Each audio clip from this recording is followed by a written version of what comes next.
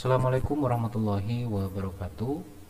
Selamat pagi, salam sehat untuk kita semua. Berjumpa lagi dengan saya di channel Nurse Bahdi, di mana video kali ini teman-teman saya coba menjawab dari beberapa pertanyaan dari teman-teman di video saya sebelum-sebelumnya di kolom komentar yang menanyakan apakah tenaga honorer juga mendapatkan gaji 13 atau tunjangan hari raya. Oke, ini pertanyaan cukup menarik dan saya juga sudah mencari informasi yang akurat untuk bisa menjawab pertanyaan teman-teman.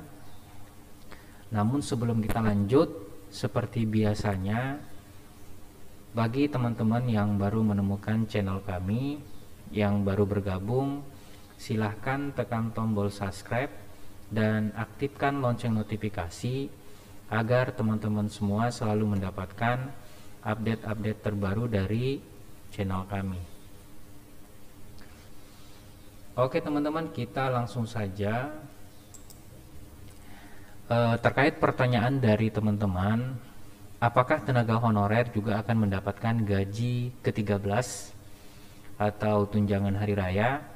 Saya belum mendapatkan informasi yang terbaru, tapi ini masih peraturan pemerintah Republik Indonesia di tahun 2022.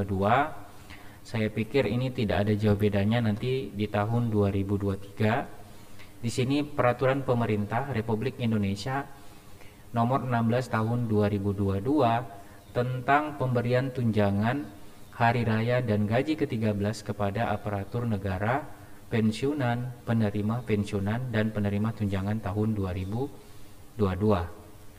Jadi ini membahas tentang gaji ke-13. Kalau kita lihat dari pasal 2 teman-teman, kita masuk langsung ke inti-intinya saja. Pemerintah memberikan tunjangan hari raya dan gaji ke-13 tahun 2022 kepada aparatur negara, pensiunan, penerima pensiunan, dan penerima tunjangan sebagai wujud penghargaan atas pengabdian kepada bangsa dan negara dengan memperhatikan kemampuan keuangan negara. Oke, untuk pasal 3, aparatur negara sebagaimana dimaksud dalam pasal 2 terdiri dari, jadi pasal 2 tadi ini poinnya, di pasal 3 terdiri dari PNS dan calon PNS, terus ada P3K, prajurit TNI, anggota Polri, dan pejabat negara.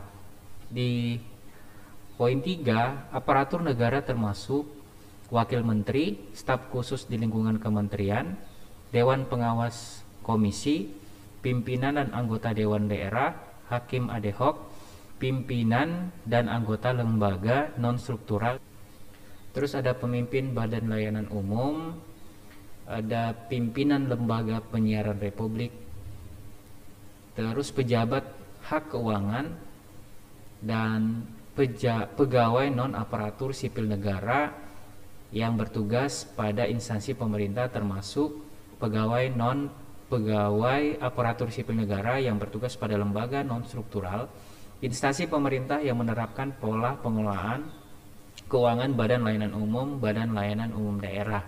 Jadi pada poin huruf J di sini masuk ya teman-teman untuk tenaga honorer, pegawai non pegawai aparatur sipil negara, non ASN atau tenaga honorer yang bertugas pada instansi pemerintah. Kalau dari huruf J ini berarti jelas untuk tenaga honorer akan mendapatkan gaji 13 atau tunjangan hari raya. Namun kita cari lagi poin yang lebih merinci yang dimaksud tenaga honorer yang mana yang bisa mendapat gaji 13. Nah, jadi ini teman-teman, pasal 4, pegawai non pegawai aparatur sipil negara sebagaimana dimaksud dalam pasal 3 tadi teman-teman, ayat 3 huruf J, yang harus memenuhi persyaratan sebagai berikut. Jadi yang termasuk pegawai non aparatur sipil negara atau tenaga honorer itu persyaratannya ini. Jadi saya bacakan, silakan teman-teman menyimak. Warga negara Indonesia pada saat peraturan pemerintah ini diundangkan telah melaksanakan tugas pokok organisasi secara penuh dan terus-menerus paling singkat selama 1 tahun sejak pengangkatan atau penandatanganan perjanjian kerja.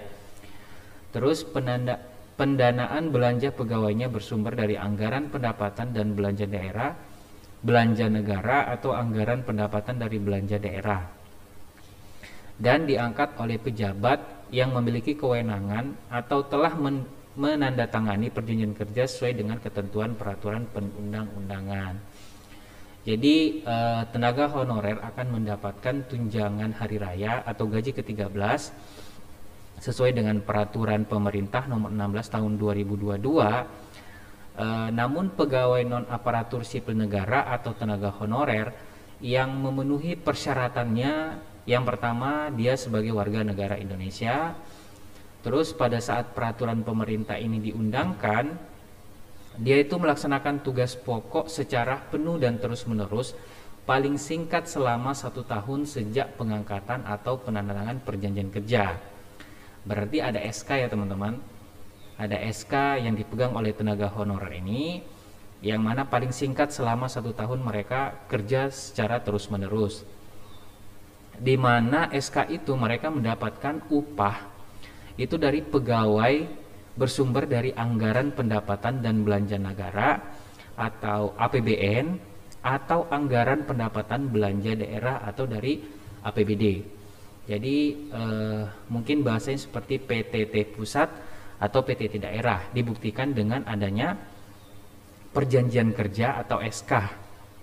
Nah, diangkat oleh pejabat yang memiliki kewenangan atau telah menandatangani perjanjian kerja sesuai dengan ketentuan peraturan perundang-undangan. Jadi untuk teman-teman tenaga honorer itu mendapatkan tunjangan hari raya atau gaji ke-13 tapi dengan kriteria pada pasal 4. Oke teman-teman, sekian informasi yang sempat saya sampaikan. Mudah-mudahan ini bisa jadi jawaban dari beberapa pertanyaan teman-teman, sehingga teman-teman bisa memahami dan sama-sama tahu. Oke teman-teman, jangan lupa like video ini, dan saya akhiri dengan ucapan Assalamualaikum warahmatullahi wabarakatuh.